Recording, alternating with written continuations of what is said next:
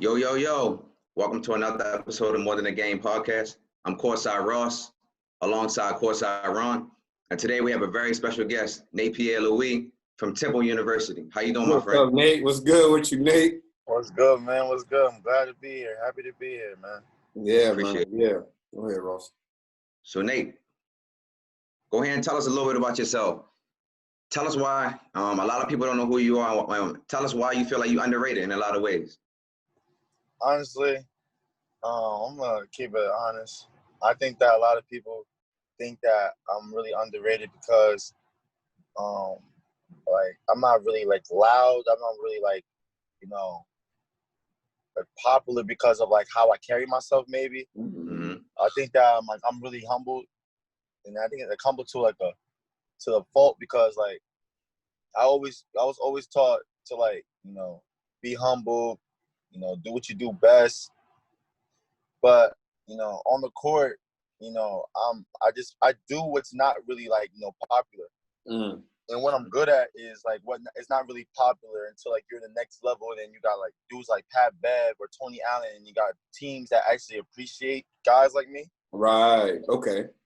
So like, I'm not the dude I'm not the guy that's gonna give you 40 because that's not what I do well. Because I could get 40. Right. But that's his opportunity. You feel me? That's shots. Right. That is just shots. But you gotta feel me, like Pat Bev, all these guys, they wasn't doing this in college. They wasn't doing this in college. They was doing this in the NBA to survive. And right. Mm. like Pat Bev always been a dog. Tony Allen was a scorer in college. Like Chicago guy. You hear him, Chicago boy. He's speaking of boy, the Chicago killers right there. Yeah, like my man Pat Bev, like he's been a dog for me his whole life. Like I was watching Hoop Dreams too when I was younger, and I was Pat Bev. And he was really a dog, you feel me? I played against Pat Bev, man. I played against Pat Bev. I'm from Chicago. I played against Marshall, man. Been a dog. Yeah, he was a killer. Been a dog. He was a bucket too. Yeah, he was averaging like his last. I seen he's averaged like 27 points a game. Yeah, so for me, like I in college, I embraced that role a little early, and it's not really popularized or in the light in college. College is more like in buckets, scoring, fast shooting. Right. Like it's like I'm gonna be accepted in the next level. So, that's why I feel that. So you saying that, and that's good. That's a good response to what Ross' question was, because the next level, when you have guys that are buckets in college, and then the next level they don't even get in the game, right? Yeah. Because of the little intangibles that you speak of. The Pat B's and the Tony Allens, what keeps them in the game is understanding the role. The other end of that court has to be mad. Like the other end of the court is a part of the game. So when you bring in the toughness and you bring in defensive awareness, you bring in rebounding, you bring aggressiveness in. Yep. You're gonna not only get minutes, but you're gonna constantly stay on the team. Look at the PJ Tuckers, right? Look at these guys that just PJ Tucker 6'4", they got him guarding centers, right? That's hard. That's hard. It's not athleticism doesn't matter. Certain things don't matter in the NBA. This is people for to realize, and young guys for to realize. You see them come and go. Is that it do not matter if you can score. Can you stop the man from scoring? If you can't stop, like my dad. My dad always like, cause my dad was a pro, so like he taught me like always control the controllables, because like in the next level like you got so many college greats, who average like 30, 28, right? Like average a lot of points, but in league, it doesn't really transfer over because you got guys who could score the basketball so well, like who are gifted, who get paid a lot of money to do that. Score that basketball, right? Mm-hmm. So with me, like that, I'm not gonna say that's gonna like buy me time, but like me doing what I do well naturally, rebounding, defending, and just being a downhill and a dog and a killer, I think that's more beneficial than, a first-round draft pick who averaged like 25 and 24 in college, because my game transfers over. My gift is the role. Everywhere. Right, exactly. It's my role. Yeah. It's the role that I can get the role that I can play in the next level. That's what I feel as, because like you could average 18. A lot of people could average 18, bro. Yeah. With shots. A lot of people can't average 8.5 rebounds, 9 rebounds. No. As a guard, a lot of people can't. I'm gonna be honest. Like I've been quiet a lot. But I'm gonna be honest. Like a lot of people can't really do that on a consistent basis. Like, bro, I think I had 14. I have 14, 15 games, double digits, and like another 8 games. That's like 9 rebounds, 8 rebounds, missed a double by 1 point. Yeah, talk that shit. Talk that. Because it's not really like popularized. Like, right. I'm really happy that my dad, Coach McKee, helped. Coach McKee always believes I could be a really great rebounder, but my dad always, in my ear, like, yo, bro, you could be the best rebounding guard ever.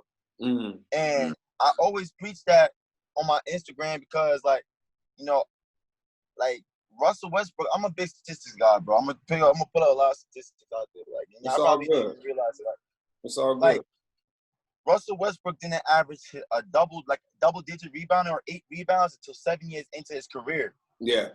Yeah. Myself, I averaged 8.5 rebounds in college this year. As a guard. Yeah.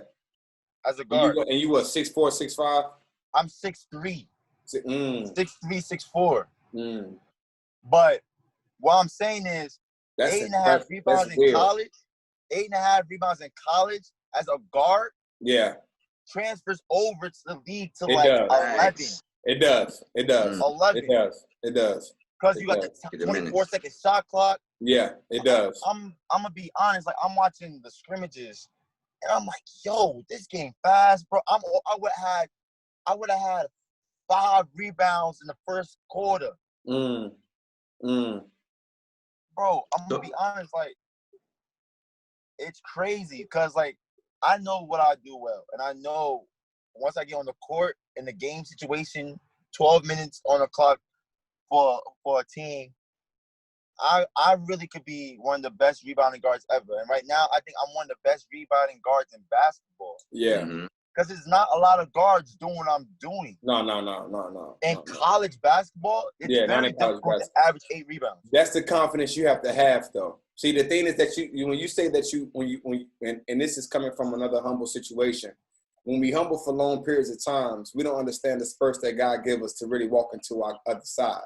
It's a difference between the cockiness and confidence. You're just telling yourself you're confident enough to know, like, ain't no guard finna out rebound me. It's impossible. No, it's no bigs. It's no bigs. It's no bigs gonna out rebound me because like God, I'm a Christian, so I believe in like a lot of signs and bro. I'm gonna be honest. If if my offense this year was surrounded by me and I averaged 18 points, bro, I wasn't averaging no 8.5 rebounds, bro. Yeah. I wouldn't have found a superpower that I have that I could transfer over every year, every game. I wouldn't notice how to control the controllables. I wouldn't notice how to, lock in and understand that, like, yo, what you do is very special. And you could, like, bro, it was games this year. I had 3 points for like 15 rebounds, bro. And five assists, 4 steals, bro. With me, it's like because like the first thing people look at is points. That's basketball. Basketball is and Nate, you did this playing against teams Cincinnati, Houston, Maryland, Miami.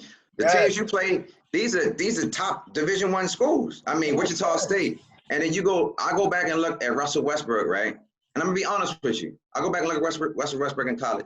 I think his sophomore year averaged 12 and 4.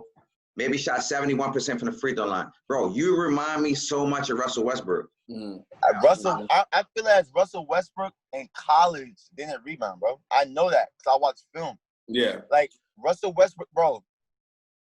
Russell Westbrook got a trick how to get rebounds. Like you gotta go behind the backboard and you jump forward. Yeah. Like I watch Russell Westbrook now at like his 7th year in.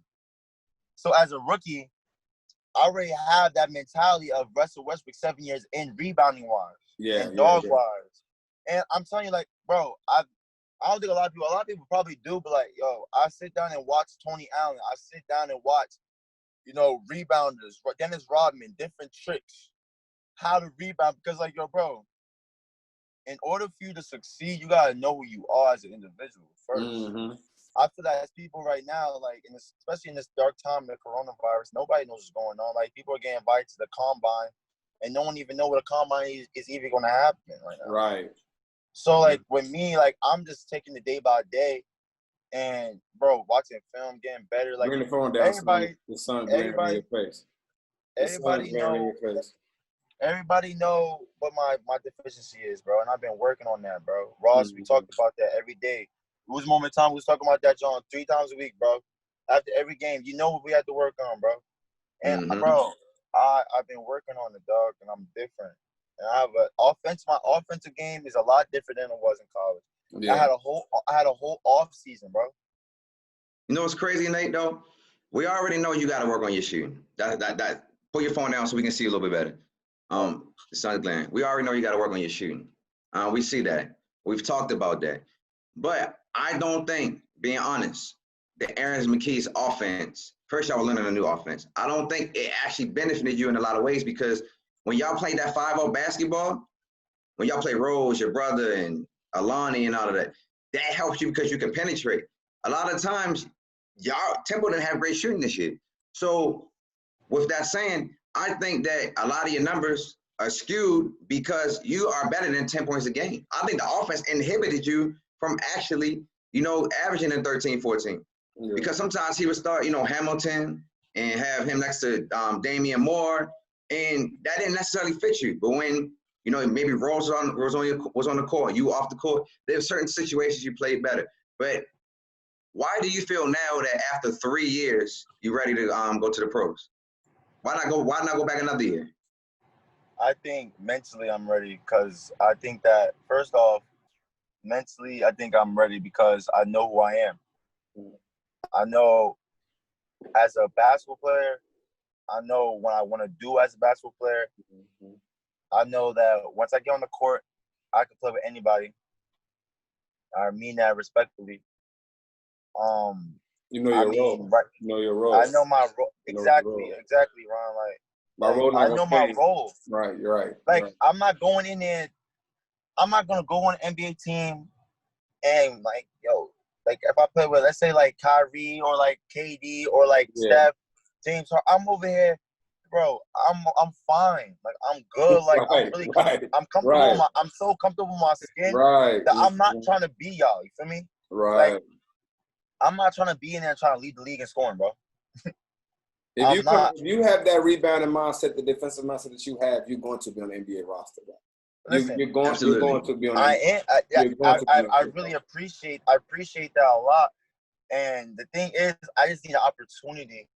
Yeah. And the thing is, it's like it's trouble times right now. Mm-hmm. A lot of people, there's a lot of scarcity going on.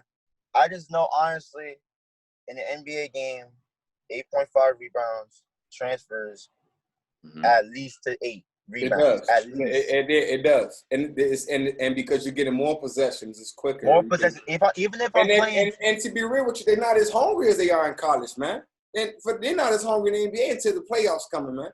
They ain't hungry in the season doing like that, man. There's so many. And I love the game itself, but it's so fancy in so many ways. You don't really see the aggressiveness into the basketball game unless it's a close game going to the fourth quarter. For sure. You come in and you do what you're doing, you'll be all right.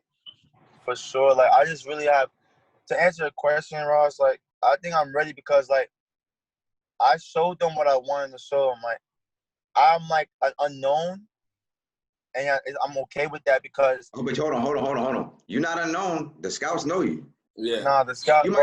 You might be unknown to the public. But trust me, they know who you are. Listen, let me say, you in Temple putting up nearly 9 rebounds a game, bro, and defending like that, bro. Trust me, we dealt with these guys, and I'm telling you, we dealt with NBA scouts that have no idea about what's going on with these players. They really don't. They will literally ask us what players you think we should go start recruiting and looking at, because they don't even know where to start. So when you put up certain statistics like that, it may feel like it may be this because you may hear this and hear that, but the thing is that if you invite is enough. See, what people fail to realize is that these general managers and these scouts have jobs, right? So their job is to make sure they pick the right situation. If they don't, they fumble it. So they're gonna go with the for sure of what they think they know. Or we know this for guy sure. for sure. For sure. Especially in these uncommon times right now. Mm-hmm. But the invites is who they're really watching. That's who they really saying, okay, look, we want to see what this guy really can do. The for sure is all fine and dandy. We're gonna see what he do. In a year or two, some of those for sure don't even be in the league no more, man. They don't even be sniffing the court no more. Listen. I'm really happy that we're having this conversation because, like, I'm telling you, man, like, I'm like stuck on it. I'm gonna keep saying it. You gotta control the controllables, bro. Yeah. My dad really stuck. Shout out to my OG, man. Like, he dead talk to me like every day. Like, you really could be the best defender in the country. Like, I felt like I was the best defender in the country because it's not. I could defend. It's a difference of guarding somebody and stopping them. It is. But I'm guarding 94 feet. Mm-hmm. Right. And then I'm rebounding the basketball. Right. Yeah. How you pushing that transition? A lot of people look at stats like steals. A lot of people look at blocks, but defense is more than that. Like, like how many times I led the guy into a block shot or deflect the pass. Right. Or cut the angle off. Like, he couldn't make that pass, so I cut the angle off so he couldn't do that. Yeah. And what McKee always taught me, McKee was defending himself. Like, he told me, like, yo, bro, some days dudes make shots, great defense. Some dudes are really offensively gifted. Right. So how does Aaron McKee feel about you leaving right now, going pro? Does he feel like you're ready? This is an honest question. I don't know. You didn't consult? You didn't consult? You didn't consult with him at all? I'm gonna keep it honest. I don't know. Like, he always told me, always do what you want to do, though. Like the thing with Coach Aaron McKee is, like, he's not gonna trap you. Like, he was supportive in it. Like, right. He was like, I'm always gonna support you. Like, I never heard those words saying that you're ready. I never heard those words, but he's supportive of my dream. He knows what I want to do with basketball. We had conversations. Right. Like, we had in-depth conversations on what I want to do and my dreams and aspirations. You feel me? But, like, I hope he does. I hope I have his support. That's my coach. That's the reason why I came to Temple.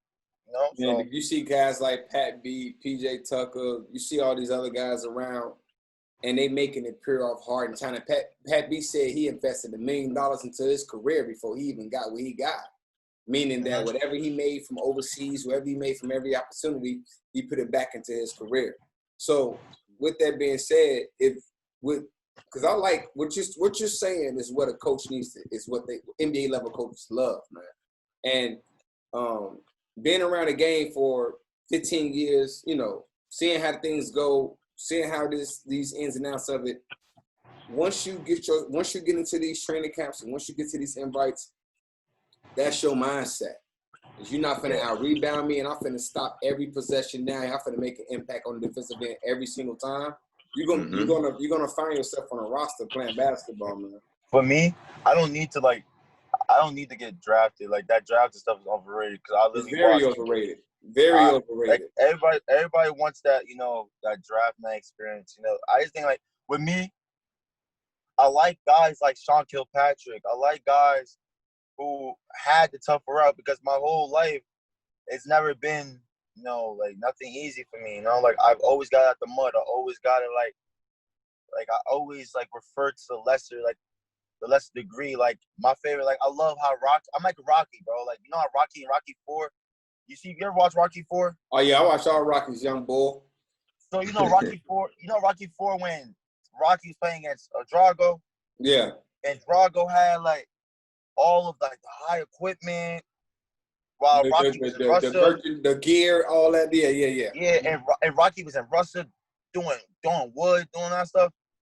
With me, I'm the same way. Like, my dad really instilled that in me. Like, yo, bro, like, all you need is a floor to do push-ups on. You got a basket, get some shots up.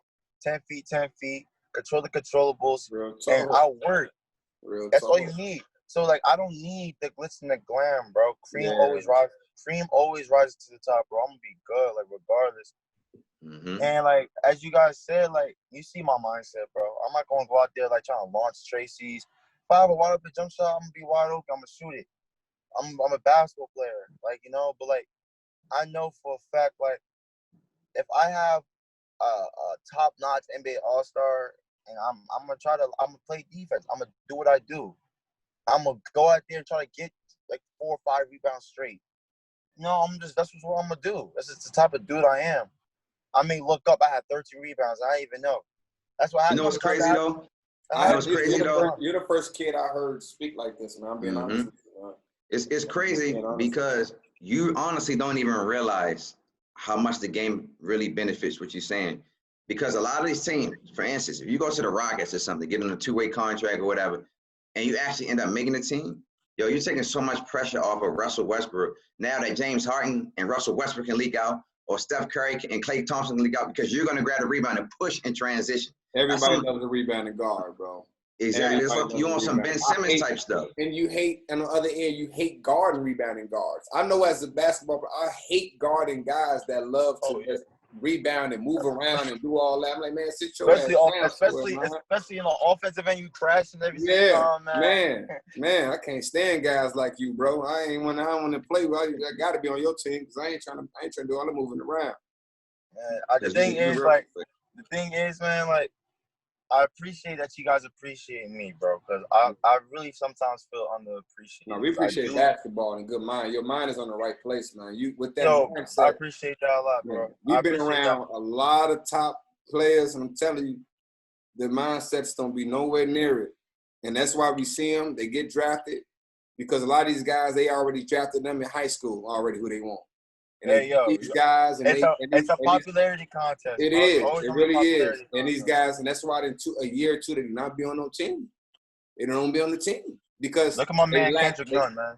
Yeah. That's all I gotta say. Kendrick Nunn, you from Chicago, bro? Not a Chicago boy. Them Chicago boys be balling. I'm telling y'all.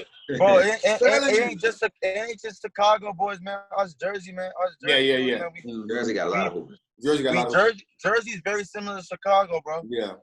Because we all quote unquote can't shoot. Yeah. It's cold. It's cold outside. Right. So we out here in the parks. We gotta go to the basket. Gotta go to the basket. We have very similar games. Like like a lot of dudes from Chicago, bro, are killers. Like all I know, every person I know from Chicago is a killer. Yeah. Dudes from Jersey, we different, bro. Like, it's really different on this island, and it's different because we killers, bro. Yeah, Jersey has a lot of hoopers, bro. Yo, it's ridiculous. It's crazy. Like Jersey low key been holding it down on the hooping tip for a couple years now. To be real with you, Who? Jersey been holding it down on the hooping tip. Yo, all I gotta say is, bro, we really different, bro, on this side, bro. Yeah. And I'm home now.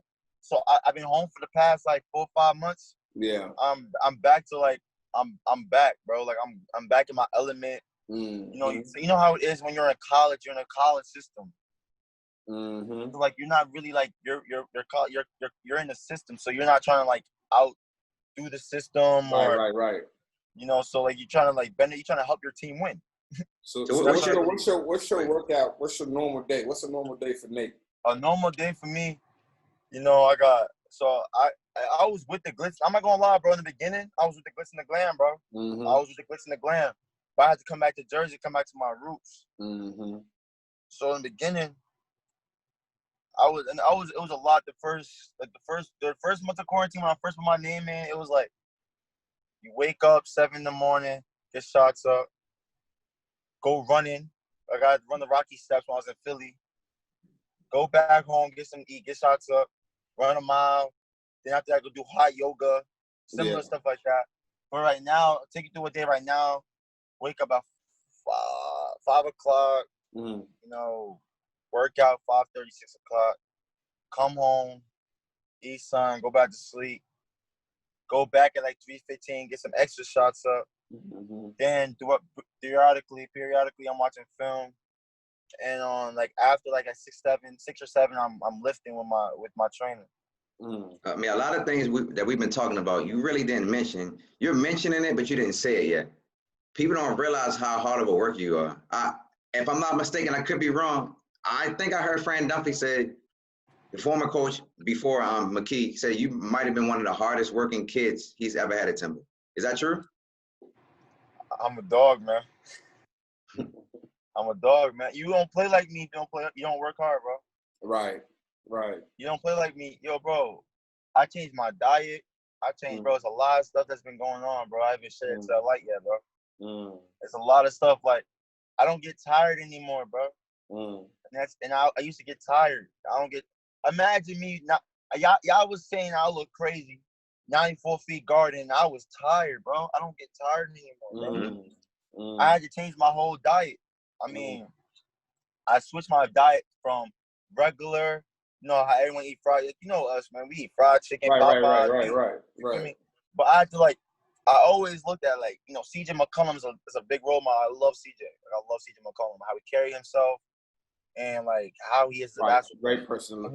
And after Game 7 or one of the games in the playoffs last year, he's like, no, this is what I'm made for. It's a bunch of overtimes, and he was like, I invested. This is what my diet's for. My diet. Kept mentioning his diet.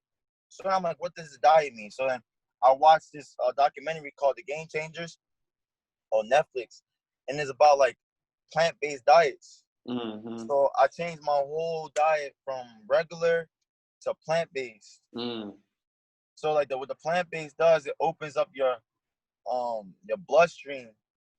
And when you eat chicken from or beef or burgers, your bloodstream gets lower, so you get tired.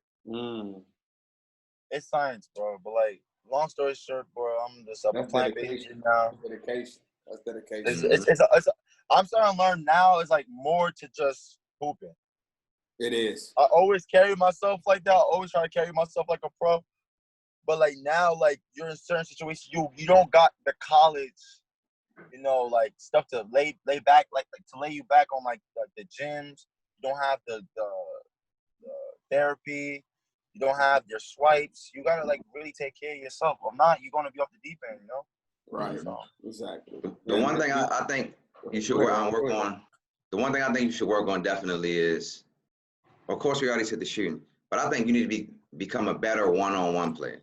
I think you're a good one-on-one player. I think you really excel in transition. That's the best part of your game, excel in transition offensively. For sure. But if you become a better one-on-one player, and you're already a pretty good one-on-one player, and be able to take people off the dribble and cross them up and all of that, you're going to demand double teams in the NBA because you can get to the rack and punch on people. Respectfully. But if that's not what he wants to do, though. So the thing is no, Ron, I'm gonna keep it a buck.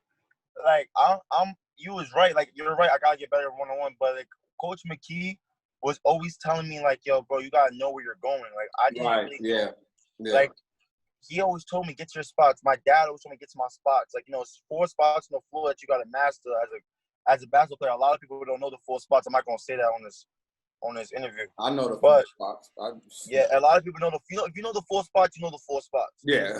So you get to those 4 there's a bucket every time. It's you get to 4 spots. It's dead spots. Yeah. It's if you read the Mamba Mentality book, a lot of people he tells you dead spots, how to move your feet over screens. He tells you mad secrets. But before that, I used to go just to go. I didn't know until certain games the Cincinnati game when I had big games. All my big games, I was assertive of where I want to go. But it was just it was inconsistent because I didn't know I fully didn't have confidence in it, I fully didn't have confidence of getting to the spots and shooting these certain shots. Leaners, kick, step backs, getting to a certain spot, dead dribbles, certain stuff like that. And now I know how to get to those spots very well. Because I can get to anywhere I want on the floor. All you got to do is just rise, bro. Yeah. Or just have a certain type of lean. You getting the shot off. It's up to you to get the shot off. If you fit, and you as a defender, you already know how defenders going to play you to prevent you from getting to those spots. It's to physically push you out of those spots. And once you know how to, if you know how to get to those spots and demand that spot, it becomes dead. Like you said, the spot is pretty much it's uncontrollable. If another man come over, it's a pass. If he doesn't come over, it's a lane. If he doesn't come over, it's a shot. It's something you can do with it. Yeah. But the thing is, with them 4 spots, the NBA is kind of moving away from them 4 spots. Yeah, they are. They're moving from it, but then the greats still do them. So like I'm gonna keep doing. And the thing is, they're moving away. They're pretty much stretching them out more than where they need to be at. So when you're stretching them out more, the spots is even open even more. It does. Like it does. Like if for me, my strength is the pick and roll. Yeah. I didn't get a lot of pick and rolls this year because the offense was more like 5 out, driving kick, and was looking for more threes. Which is not a bad offense to have. Like it's gonna end up working. I'm telling you, because that offense is really a good offense. We just didn't have the proper personnel. I'm not a knockdown and I'm not a 3-point shooter like that. You feel me? I am now. I can shoot the basketball confidently now, but I'm not a freaking 45%. Right. I'm gonna be honest with myself. And we didn't have a lot of 45% middle threes. We had a lot of get to basket, get going. So we was looking for a lot of threes. We only had Alani and Dre Perry who could really shoot the basketball. That was the only ones. Those two. And I'm gonna keep it hot. That's what it was. But and Monty Scott every once in a while. Yeah. But the thing is, these are 3-point shooters. We weren't 3-point shooters. But like if I had like a pick and roll in the NBA, when you pull out the pick and roll, you get those dead spots, bro. And once when you know where you're going, all you got, the NBA is all late closeouts anyway, bro. Like, it's late closeouts. People are like, you got to make sure 2 feet out the lane, 3 seconds back and forth. Like, yo, it's a different game. And once you're like playing the rules and you get into the spots, like it's not really difficult. It's easier than college, honestly. Like, it is. I'm not saying I'm not there. I'm not there yet, but like no. It is. It really is. The rules in college compared to the pros, and then like me, I'm an athlete, so I benefit off of the pro game. Mm-hmm. Exactly. I get to push the ball, split 2 people, and I'm taking off, or I'm getting to a spot, or I'm kicking it out. So in college, you gotta make sure like the down. It's a ton of players that wasn't good in college that's better in the league. A ton of. I mean, Donovan Mitchell was a good college player, but he's a great NBA player. He benefited from it. Let's be honest. Harrison Barnes was good in college, and he was decent as a pro when he was. Russell Westbrook was a better better pro than a lot of people are. Mm-hmm. Respectfully, I think I'm gonna have a better NBA career than a college career. Yeah, absolutely. Because it benefits my game. It benefits me. I'm athletic, and in college, you seen a lot of athletic plays, but it could have been so many more. Imagine if it wasn't a person in the lane, sit in the lane. You can't play that too. Like, think about it against SMU. Right, yeah. Or like a lot of people played us in zone. Right, you can't stick that. Yeah, Tulsa, y'all couldn't figure out the Tulsa zone to save y'all life. Tulsa zone, SMU zone, Houston zone. We don't have knockdown Tracy. You gotta have trace shooters. You got to. We had creators. We had a lot of Q Rose, one of the best creators I've ever seen. Like he's really a good basketball player, Quinn Rose. Like really, like, but it was a lot of stuff. Like it was just like a new offense. It was a lot of new things going on this year, and I just said like the SMU, Houston, all these things like Cincinnati.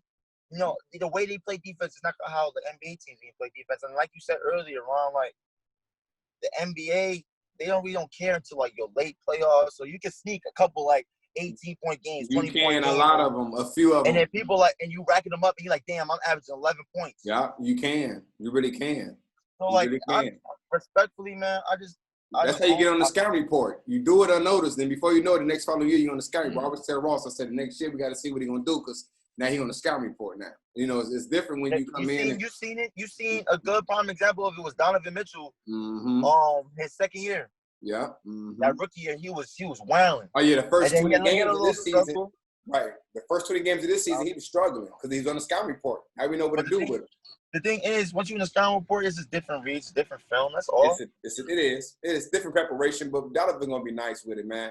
We before we get out of time here, man, I got some questions I want to ask you about a couple of things in the NBA. Just your quick takes on it.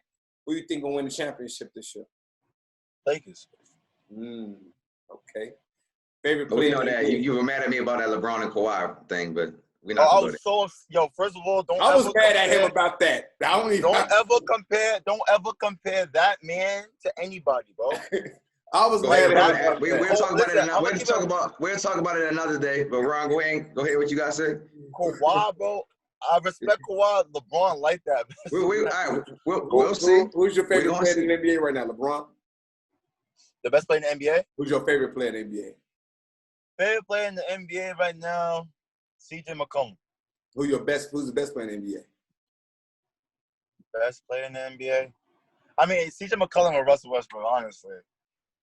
But you say who's the best player in the NBA? Best player in the NBA. Bron, your MVP this season too? If Bron you said LeBron. I can't understand. First of all, it's not even Kawhi in the conversation. It's Giannis. Giannis is like, first of all, MVP conversation. Kawhi's not in that conversation yet. Kawhi's not even MVP conversation. I would pick for MVP. I'll pick LeBron, Giannis, Chris Paul, James Harden, and Luka. No. Yeah, just by you saying Chris Paul, I respect you so much. Respect you. Chris Paul. The reason why I respect Chris. The reason why I respect Chris Paul is because Chris Paul. They traded Chris Paul so he could fail. They did. Like the Rockets. They did. And respectfully, they better than Rockets. They had the same record. Right. And it was supposed to be a rebuilding year. Right. The dude's an all-star. Like, he's a point guard for a reason, bro. Right. And they got hella picks. They gonna make the playoffs and got hella picks. We actually posted that on our page yesterday. It's funny you said it. Yeah, I think Chris Paul definitely deserves some love, man. So Chris Paul's great, man. He's a great player. He's a great point guard. Zion or Ja? Ja. Ooh, you like Ja more than Zion? Ooh, I don't know. Yo, the reason why I said Ja is because I watched my sophomore year when Ja was doing all that stuff, bro. I was watching it firsthand. Like, this dude's really remarkable. Yeah. You don't understand how good that guy is, bro. He's doing all that at 180. Hey, before we get out of here, tell the people where they can follow you at and Instagram, Twitter, whatever. Everybody follow me at rf.nati on Instagram and Nate_PL on Twitter. Got you, man. Appreciate you, Nate, man. Good looking, man. We can see you later on, man. Good luck with everything. You're going to be there, bro. We're going to be seeing you. Don't forget us when you get in there. You better talk to us when you get to the league. I appreciate being appreciated, man. Appreciate y'all, man. All right, love, man. Appreciate you. All right, bro.